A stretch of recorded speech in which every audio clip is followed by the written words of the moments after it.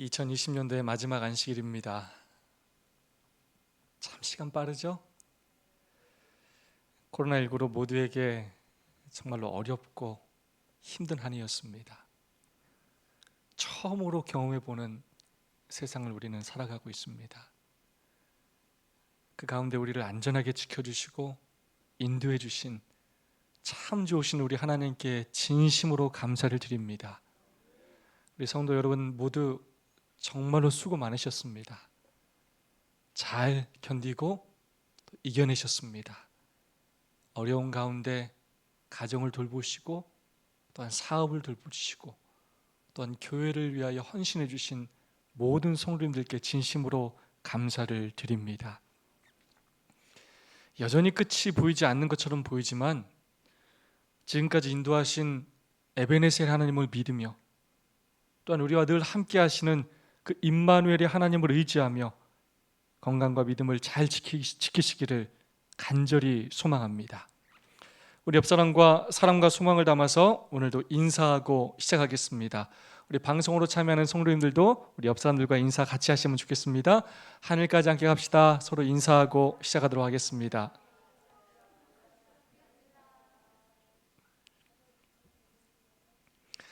다 함께 하나님의 말씀 요한복음 19장 28절 말씀을 다 함께 봉독하겠습니다. 이후에 시작.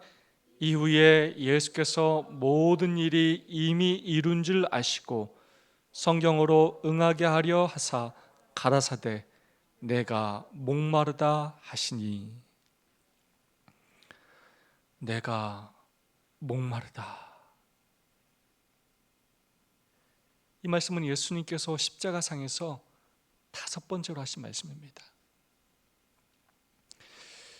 이 십자가 형벌이 주는 최고의 고통 가운데 하나가 무엇이냐면 바로 육체적 갈증입니다. 이 십자가에 달려있는 동안 몸에서 피와 물은 계속 빠져나가고 그늘 한 점 없는 그 찌는 듯한 더위에 그대로 노출될 상황에서 이 보통 사람은 상상하기 어려운 그런 갈증을 경험할 수밖에 없습니다. 물론 인간의 육신을 입으신 예수님은 그 십자가 위에서 타는 듯한 육체적 갈증을 느끼셨을 것입니다. 분명 목이 마르셨을 것입니다. 그러나 단순히 육체적 갈증을 느꼈기에 이 말씀이 기록된 것은 아닐 것입니다. 그렇다면 어떤 이유에서 예수님은 이 말씀을 하셨을까요? 그 이유를 살펴보도록 하겠습니다. 첫 번째 이유입니다. 바로 성경으로 응하게 하려 하시기 위함이었습니다. 오늘의 본문 요한복음 19장 28절에서 그 사실을 분명히 말해주고 있습니다. 이후에 예수께서 모든 일이 이미 이룬 줄 아시고 성경으로 뭐하게 하려고요? 응하게 하려 하사 가라사대 내가 목마르다 라고 말씀하신 이유가 뭐라고요? 성경으로 응하게 하시기 위함이라는 것입니다. 다시 말하면 그 말씀을 하신 이유가 예언을 이루고자 하시기 위함이라는 것입니다. 예수님은 구약 성경에서 예언된 분이셨습니다. 온 인류의 죄를 사하기 위하여 예언된 구속주이셨습니다. 장차 오실 메시아이셨습니다. 창세기 3장 15절에 그가 여자의 후손으로, 즉 남자와 상관없이 이 땅에 오실 것이 예언되었고, 창세기 17장 7절에 그가 아브라함의 자손으로 오실 것이 예언되었고, 다니엘서 9장 24절과 25절에 그가 정한 때에 오실 것이 예언되었습니다. 이사야 7장 14절에 그가 처녀를 통하여 동정녀에게서 탄생할 것으로 예언되었고, 미가서 5장 2절에서는 그가 베들레헴에서 출생할 것이 예언되었습니다. 몇 천년 전에 이미 성경은 예수님에 대하여 예언하였고, 예수님은 그 예언의 말씀대로 이 땅에 정한 시기에 정한 장소에서 성령으로 태어나셨습니다. 그분의 출생뿐만이 아니라 이 땅에서의 모든 삶도 성경에 예언되었습니다. 시편 70편 10절에는 왕들이 예물을 바칠 것이라고 예언되었고, 에레미야 31장 15절에서는 애굽 왕에 의하여 어린이들이 죽임을 당할 것이 예언되었고, 그리하여 애굽으로 피난 가실 것이 예언되었고, 이사야 61장 6절에서는 성령으로 기름 부음을 받으실 것이 예언되었습니다. 그뿐만이 아니라 예수님께서 십자가에서 당하실 일 또한 자세히 예언되었습니다. 시편 41편 9절에는 제자들이 주님을 배반할 것이 예언되었고, 스가랴 11장 12절에는 몸값으로 은 30에 팔리실 것이 예언되었습니다. 그 외 구약의 여러 성경책에서 예수님께서 뺨을 맞으시고 침뱉음을 당하시고 손과 발이 십자가에 못 박히실 것이며 아버지인 하나님에게서 버림받으실 것이 예언되었습니다. 죄인들에게 조롱받으시고 쓸개와 초를 마실 것이며 예수님의 겉옷이 제비 뽑힘을 당할 것이며 예수님이 범죄자로 간주당할 것이며 그의 뼈가 하나도 꺾이지 않을 것이 예언되었습니다. 성경에 저를 가리켜 기록한 말씀을 다 응하게 한 것이라. 사도행전 13장 29절의 말씀처럼 예언으로 기록된 말씀을 다 이루셨다는 것입니다. 우리가 지금 와서 보니까 아무것도 아닌 것처럼 느껴질지 모르겠지만 정말로 몇 천 년 전에 예언됐던 말씀들이 이루어진 것입니다. 십자가에서 5번째로 하신 내가 목마르다라는 말씀도 바로 예언을 이루시기 위하여 하신 말씀이라는 것입니다. 이 말씀은 구약의 시편 69편의 예언의 말씀을 이루시기 위함이었습니다. 69편 3절 말씀입니다. 내가 부르짖음으로 피곤하여 내 목이 마르며 내 하나님을 바람으로 내 눈이 쇠한나이다. 예수님께서 십자가 위에서 그 목마름을 경험할 것을 시편 기자는 예언하였습니다. 예수님께서 목마르다고 말씀하시자 사람들이 보인 반응입니다. 거기 신포도주가 가득히 담긴 그릇이 있는지라. 사람들이 신포도주를 머금은 해용을 웃을 추에며 예수의 입에 대니. 이 말씀 또한 시편 69편 21절에서 예언되었던 말씀입니다. 저희가 쓸개를 나의 식물로 주며 갈할 때 초로 마시었사오니. 예수님은 십자가에서 그 고통의 순간에서도 예언을 이루셨던 것입니다. 이처럼 구약의 300여 곳에서 예수님의 삶에 대하여 예언하였고, 예수님은 그분의 삶을 통하여 그 예언을 하나도 빠짐없이 모두 성취하셨습니다. 요한복음 13장 19절은 그 일에 대하여 이렇게 기록하고 있습니다. 지금부터 일이 이루어지기 전에 미리 너희에게 이름은 일이 이룰 때에 내가 그인 줄 너희로 믿게 하려 함이로다. 그렇게 예언하시고 그 예언을 하나하나 성취하신 바로 그 이유는 내가 성경에 예언된 바로 그 메시아인 줄 믿게 하기 위함이라는 것입니다. 어제가 무슨 날이었습니까? 크리스마스였습니다. 코로나19 때문에 전처럼 요란하지는 않았습니다. 산타도 자가격리 때문에 1월 9일에 온다고 합니다. 2주 동안 자가격리를 해야 돼서요. 이 크리스마스는 모든 사람들이 기다리는 날이요, 좋아하는 날입니다. 사랑을 고백하고 선물을 주고받고 파티를 하고 축제를 하는 날입니다. 작년에 저희가 해외 선교를 가서 크리스마스를 필리핀에서 보냈는데요, 필리핀 사람들은 정말로 한 해의 절반을 크리스마스를 위해서 삽니다.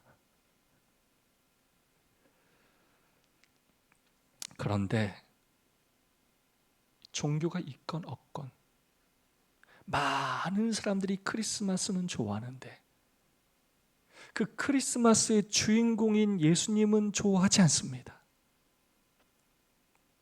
어떤 사람들은 크리스마스의 예수님은 좋아해도 십자가의 예수님에게는 감사하지 않습니다. 크리스마스의 선물은 좋아하고 축복받는 것은 좋아하는데 예수님께서 진정 이 땅에 오신 목적인 구원에는, 심판에는 관심이 없습니다. 예수님이 성경에 예언된 구원자이심을, 하나님이심을 믿지는 않습니다. 그냥 예수님을 산타 할아버지 정도로 생각합니다. 그 십자가가 나를 위한 것임을 믿지는 않습니다. 이렇게 많은 캐롤송이 불려지고 이렇게 많이 예수님의 이름이 불려지는데도 그들이 예수님을 구원자로 믿지 않는다는 이 사실이 얼마나 가슴 아프고 안타까운 일입니까? 예수님이 성경에 예언된 온 인류의 구원자이심을 꼭 믿으시기 바랍니다. 예수님만이 우리의 죄를 사해 주실 수 있는 유일한 분이심을, 하나님이심을 믿으시기 바랍니다. 예수님만이 길이요 진리요 생명이요 우리를 죽음에서 건져내시어 영생을 주실 수 있는 유일한 분이심을, 성경에 예언된 바로 그 메시아이심을 꼭 믿으시기 바랍니다.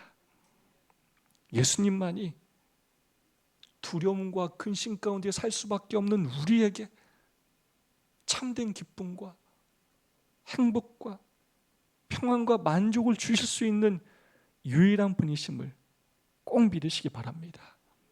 특별히 그 십자가가 바로 나 한 사람, 바로 나를 위한 것임을 꼭 믿고 기억하시기 바랍니다. 역사적으로 이 땅에 출임하신 그 예수님이, 모든 예언을 이루며 이 땅에 오신 그 예수님이 마침내 모든 사람을 심판하기 위하여 이 땅에 다시 오실 것입니다. 그 일 동안 성경에 너무나 많이 예언되어 있습니다. 그리고 지금 그 재림의 징조들이 하나하나 이루어지고 있습니다. 초림이 확실하든 재림이 확실할 것입니다. 깨어 일어나 머리를 들고 재림을 잘 준비하며 사는 저와 여러분이 되시기를 간절히 소망합니다. 예수님은 그분의 모든 삶을 통하여 예언을 이루시는 삶을 사셨습니다. 말 한마디, 행동 하나, 이것도 아무렇게나 마음대로 하시는 분이 아니셨습니다. 모든 삶을 통하여 기록된 대로 사시는 분이셨습니다. 오늘 우리는 누구입니까? 오늘 우리는 무엇을 하는 사람입니까? 우리 또한 성경에 예언된 특별한 사람들입니다. 여러분, 우리는 보통 사람들이 아닙니다. 우리는 시시한 사람들이 아닙니다. 우리는 개인의 성공과 행복만을 위하여 살아야 하는 그런 사람들이 아닙니다. 우리가 누군지 똑바로 알아야 합니다. 온 하늘의 천사와 우주의 거민들이 관심을 갖고 바라보는 사람들입니다. 성경의 마지막 남은 예언들을 성취하고 이루어 나아가야 할 역사적 예언적인 주인공이들입니다. 마지막 선악간의 대쟁투에서 마지막 싸움을 싸워야 할 하나님의 계명을 수호하고 예수의 증거를 가진 특별한 남은 머리들입니다. 비록 연약하고 부족하다 할지라도 성령의 능력을 힘입어서 이 세상을 향하여 새 천사의 기별을 마지막까지 전해야 할 특별한 사명을 가진 백성들이라는 것입니다. 예수님의 재림을 준비시키는 셋째 엘리야의 사명을 가진 특별한 말씀의 백성이요 예언의 백성이라는 것입니다. 나 개인으로 볼 때는 배경이나 학력이나 지금의 현실 자체가 너무나 초라해 보이고 연약해 보이고 부족해 보일지 모르지만 하나님께서 우리를 남은 무리로 선택한 이상, 하나님께서 우리에게 성령의 능력을 주시는 이상 우리는 특별한 사람들이라는 것입니다. 그러므로 우리도 예수님처럼 예언을 이루는 삶을 살게 되기를 간절히 소망합니다. 여러분, 우리는 겨우 간신히 나 하나 구원받으려고 교회에 다니는 사람들이 아닙니다.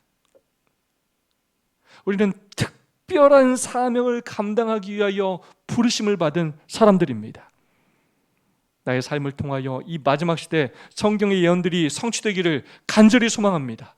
내가 깨어 재림을 준비함으로 또 재림을 선포함으로 더 많은 사람들이 이 진리 안으로 들어와 함께 구원받기를 간절히 소망합니다. 그래야 오늘 나의 삶이 재림의 이정표가 되기를, 세상 사람들이 나의 삶을 보고 하늘에 있음을 믿고 하나님의 살아계심을 믿고 우리 예수님께서 곧 재림하실 것이라는 것을 믿게 되기를 소망합니다. 우리의 말 한마디, 우리의 행동 하나하나가 예수님처럼 예언을 성취하는 삶이 되기를 간절히 소망합니다. 예수님께서 내가 목마르다라고 말씀하신 두 번째 이유입니다. 바로 모든 것을 들이셨기 때문입니다. 구약 시대의 제사 제도 중에 이 전제라는 제사가 있습니다. 액체를 드리는 제사로 물, 포도주, 기름을 드리는 제사입니다. 제사의 순서상 특별히 마지막 제사를 드릴 때 드리는 제사입니다. 에레미야 23장 13절입니다. 그 소재로는 기름 섞은 곤, 바루, 에바 10분 2를 여호와께 드려 화제를 삼아 향기로운 냄새가 되게 하고, 전제로는 포도주 흰 4분 1을 쓸 것입니다. 민수기 15장 5절입니다. 번제나 다른 제사로 드리는 제물이 어린 양이면 전제로 포도주 한 흰의 4분 1을 예비할 것이요. 사무엘상 7장 6절입니다. 다 함께 볼까요? 그들이 시작.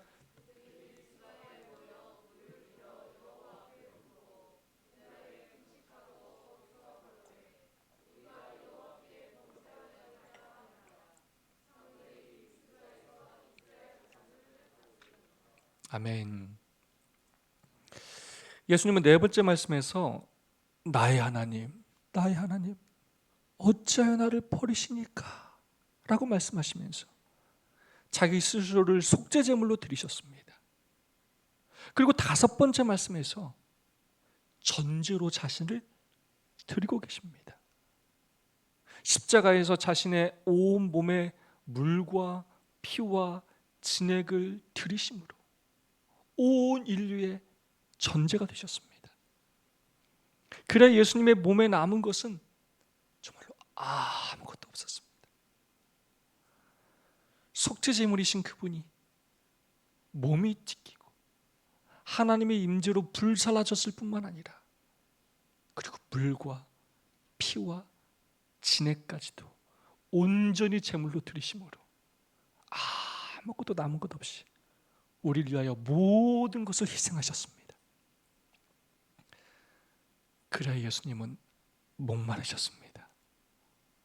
모든 물과 피와 진액을 우리 죄인들을 위하여 다 쏟아내셨기에 그분은 목마르셨습니다.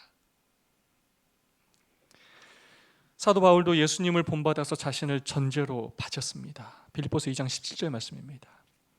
만일 너희 믿음의 제물과 봉사 위에 내가 나를 관제로 드릴지라도 나는 기뻐하고 너희 무리와 함께 기뻐하리니.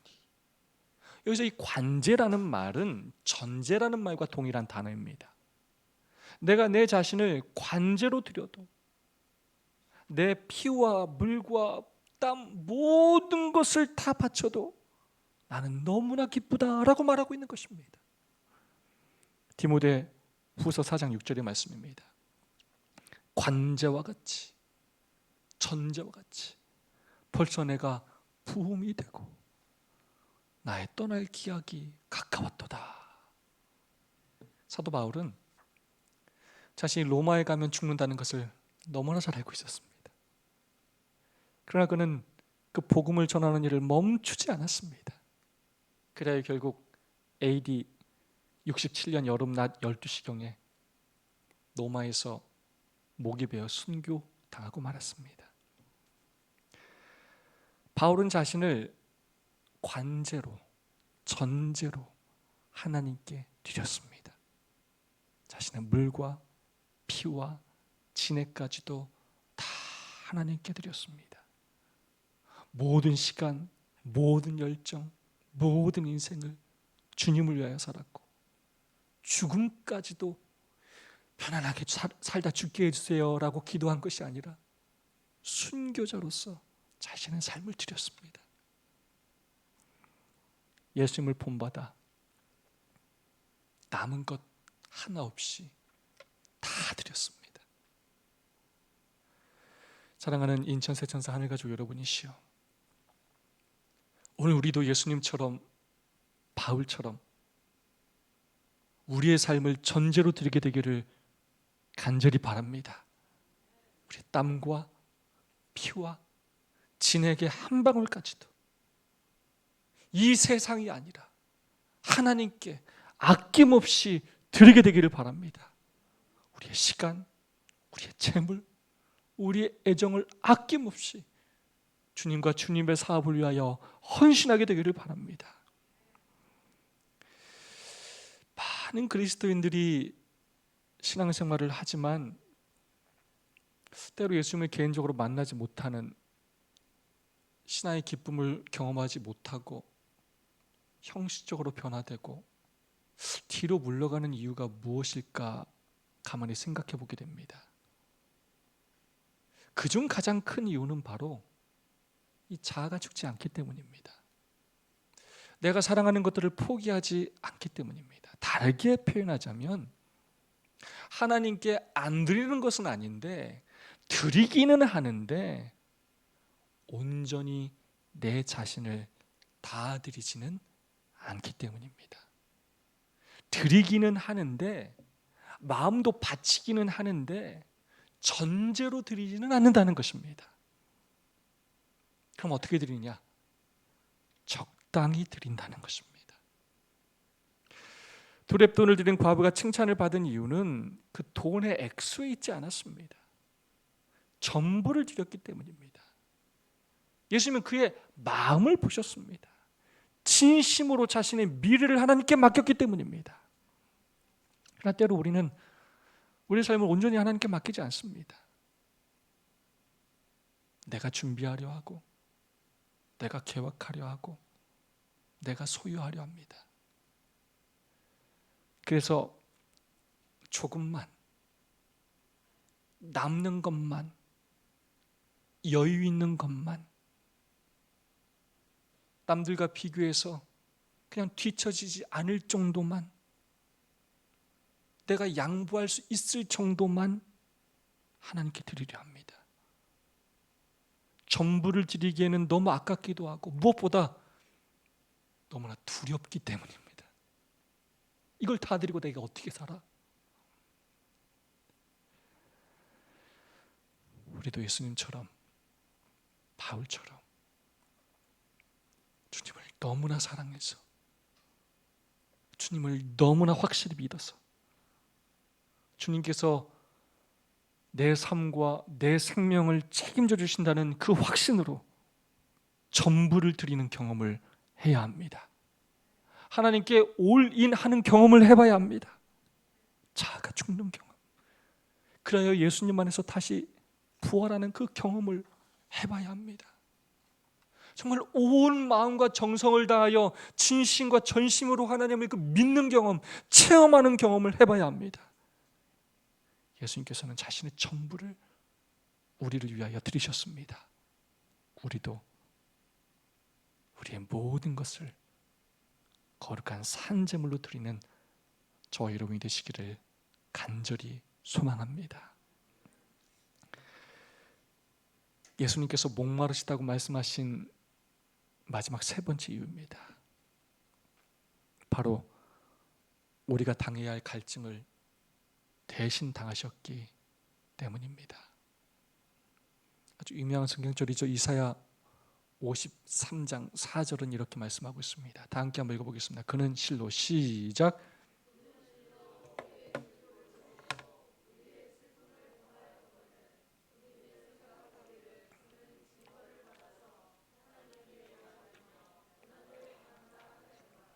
아멘. 우리의 질고를 지고 우리의 슬픔을 당하였거늘. 예수님께서 목마르다고 말씀하신 가장 중요한 이유는 바로 우리의 목마름을 대신 당하셨기 때문입니다. 예수님은 십자가에서 우리의 죄를 대신 지셨고 우리의 질고를 대신 지셨고 우리의 슬픔을 대신 당하셨고 우리의 둘째 사망을 대신 당하셨습니다. 예수님은 십자가에서 우리가 당해야 할 모든 인생의 죄짐을 대신 지셨고 우리 인생이 감당해야 할 모든 갈증을 대신 당하셨습니다. 그래야 예수님은 너무나 목마르셨습니다.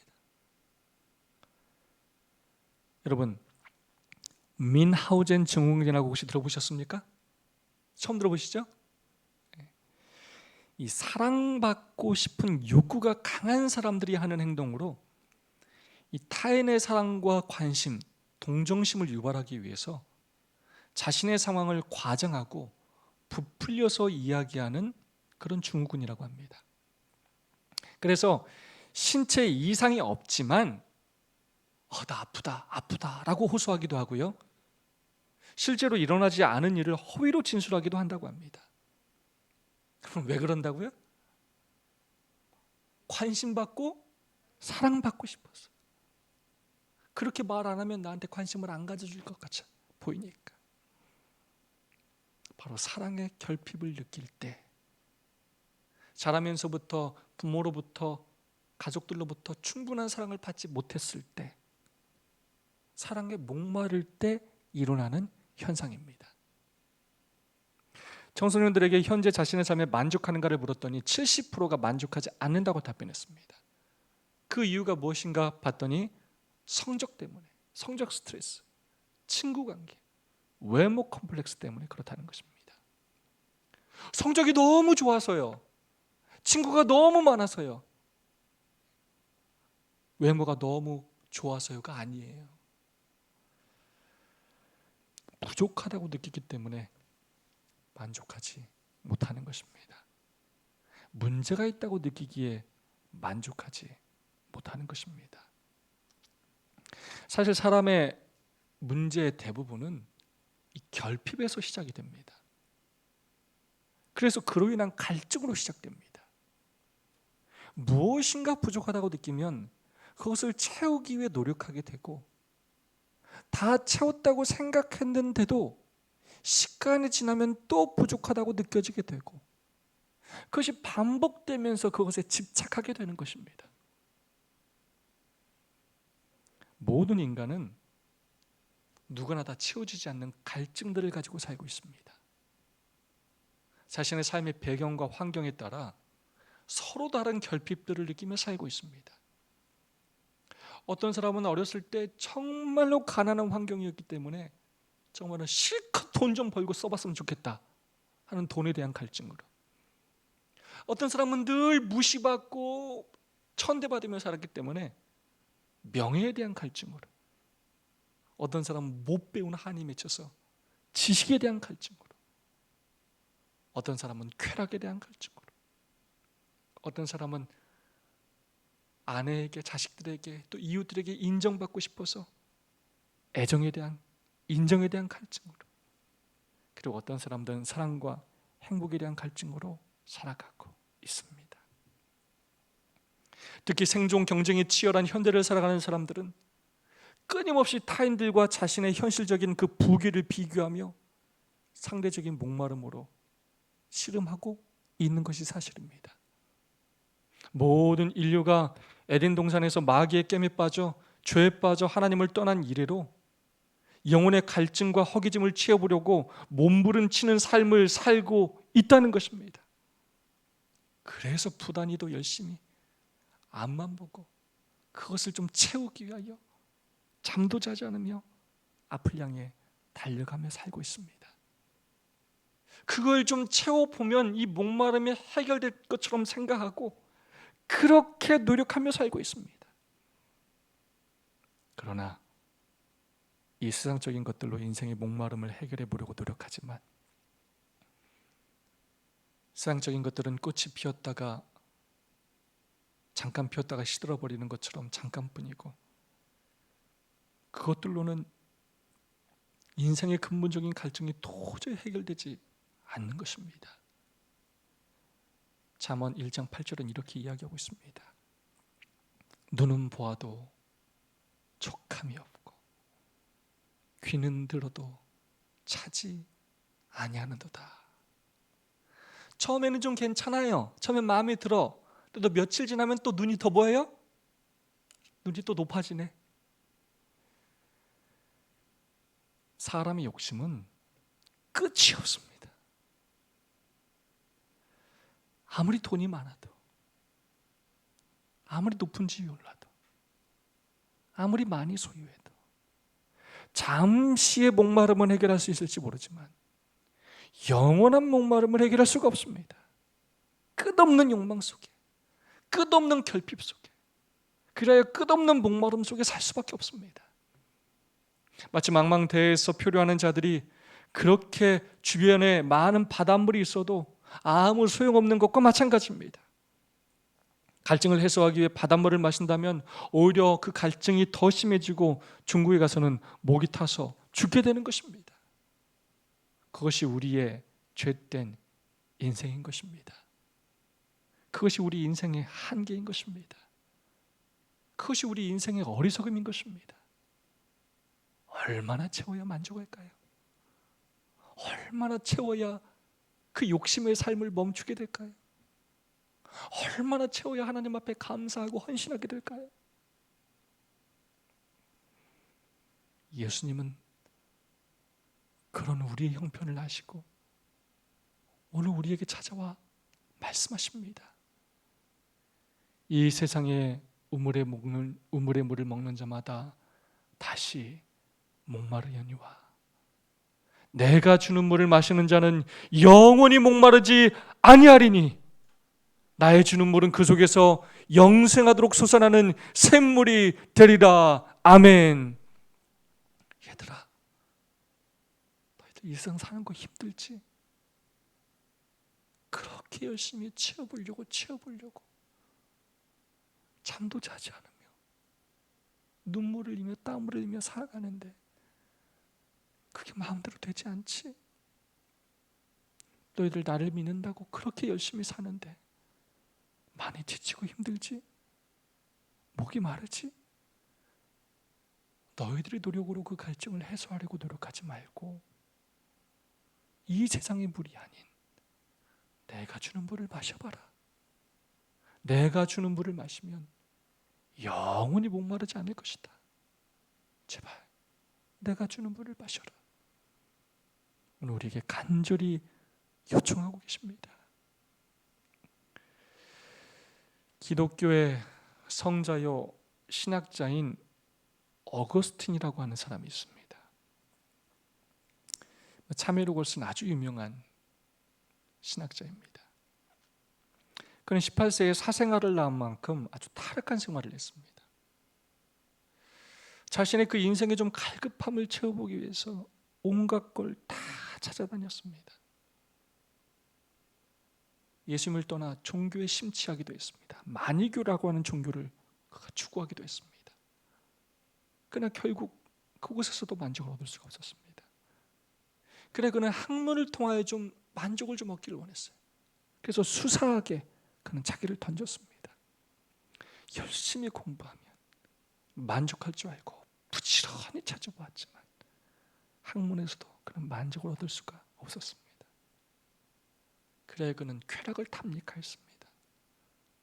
그러나 그것도 잠시뿐 공허한 마음이 그를 더 가득 채웠습니다. 그것도 어떤 일이었습니다. 그러다가 마침내 그는 하나님 앞에 서게 되었고 하나님을 바라보고 예수 그리스도를 자기의 구주로 영접하게 될 때 참 만족을 얻을 수 있다는 것을 깨닫게 되었습니다. 그의 유명한 책 참회록에는 이런 기록이 있습니다. 내가 당신을 만나기까지 내 마음에는 참 만족이 없었나이다. 그렇습니다. 우리가 주님을 만나기까지 우리의 마음속에 참 만족과 기쁨은 있을 수가 없다는 것입니다. 프랑스의 철학자인 파스칼은 이런 말을 했습니다. 하나님께서는 각 사람의 마음속에 이 세상의 어떤 곳으로도 채울 수 없고 오직 예수 그리스도를 통해 하나님에 의해서만 채울 수 있는 빈 곳을 두셨다. 시대의 소망 184페이지에서는 이렇게 말씀하고 있습니다. 다 함께 읽어보겠습니다. 오늘날 시작. 오늘날 얼마나 많은 목마른 영혼들이 생명샘 곁에 있으면서도 그 생명의 우물을 찾기 위해 멀리 바라보고 있는가. 그렇게 크리스마스를 좋아하면서도 예수님을 믿지 않는 이 세상처럼, 그렇게 예수님을 믿는다고 하면서도 생명수를 마시라고 우리에게 생명수를 주심에도 불구하고, 그 생명수가 곁에 있음에도 불구하고 여전히 엉뚱한 곳에서 그 우물을 찾기 위해 노력하는 오늘 우리에게 하시는 말씀입니다. 엉뚱한 곳에서 인생의 만족을 찾지 마시기 바랍니다. 엉뚱한 곳에 목말라 하지 마시기 바랍니다. 모든 엉뚱한 갈망들을 십자가 앞에 다 내려놓으시기 바랍니다. 잠깐의 기쁨을 주는 것에 여러분의 인생을 허비하지 마시기 바랍니다.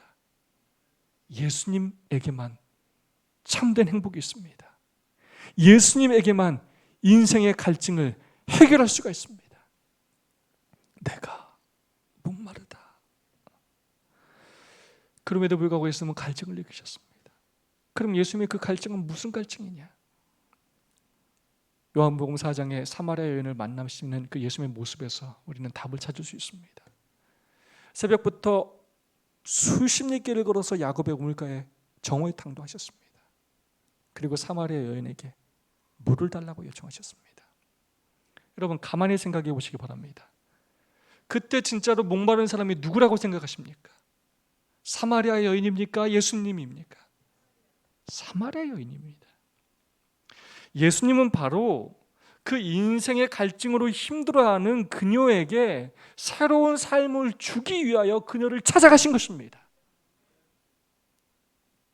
그녀에게 새로운 삶을 주고자 예수님은 목말라 하시고 갈망하셨습니다. 십자가에서 예수님의 목마름은 바로 영혼을 구원하고자 하는 목마름이셨습니다.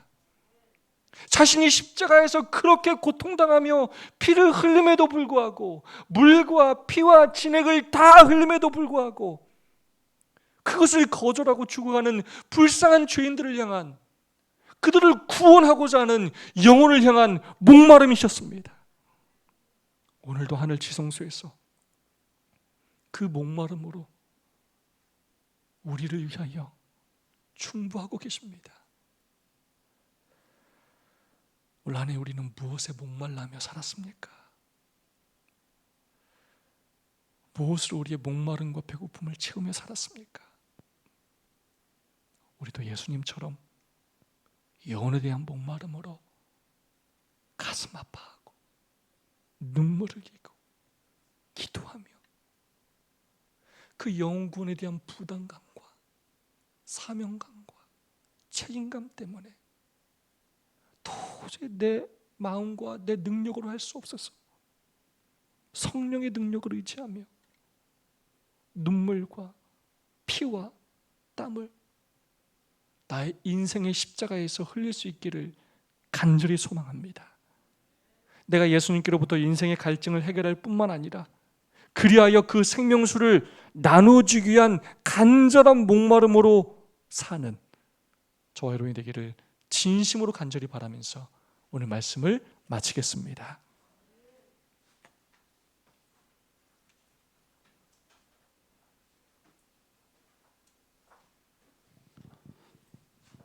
헌금 시간입니다. 그리스도께서는 너희를 사랑하신 것 같이 너희도 사랑 가운데서 행하라. 그는 우리를 위하여 자신을